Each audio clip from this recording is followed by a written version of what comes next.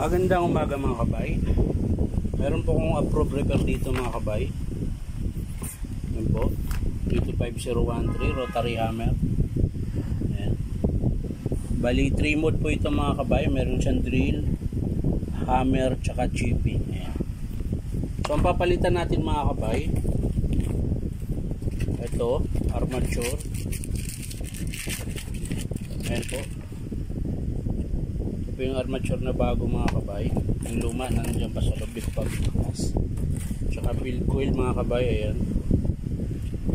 At spindle, ayan. Ito po yung spindle niya mga kabay. Tsaka seal. Ito po yung dito sa casting nakakabit, dahil tingnan nyo po, lumalabas na po yung lagis. So kailangan nyo ito mga kabay. Tsaka lever, sisilik ng hammer, tsaka drill, tsaka chip. So yan lang po mga kabay, kakabit natin dito sa repair natin ngayon. So maraming salamat mga kabay sa panonood, at palike and share na rin po.